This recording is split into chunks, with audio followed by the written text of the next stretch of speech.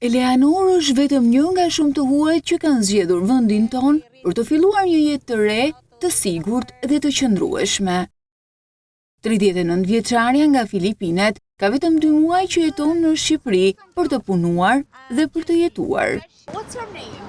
I'm Eleanor Victoriano. Jam 39 vjeç nga Filipinet. Më pëlqejnë njerëzit shqiptar dhe vendi.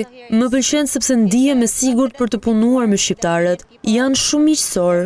Në një intervistë për Ora News, ajo tregon se e la pas vendin e saj dhe punon në Shqipëri si shitse, dhe se pavarësisht largësisë nga familja, ajo ndihet e lumtur dhe e motivuar për të filluar një kapitull të ri në Shqipëri.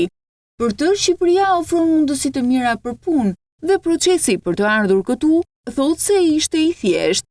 I get here by agent. Erdha me ndihmën e një agenti që më ndihmoi me dokumentet.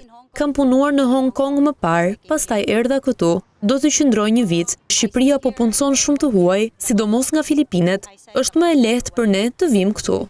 Duket se është përshtatur mirë, madje ajo ka filluar që të mësojë dhe shqip. Si Merpapshim, Natanmir, Minjes, Akitivogla, like that. Vendi po bëhet gjithnjë e më shumë një destinacion për punonjëse të huaj, ndërsa vetëm vitin e kaluar rreth 50.000 të huaj kishin leje në Shqipëri, ku përveç mundësive të punësimit, Shqipëria ofron një ambient mikpritës dhe njerëz të ngrohtë, gjë që e bën adaptimin dhe integrimin edhe më të lehtë.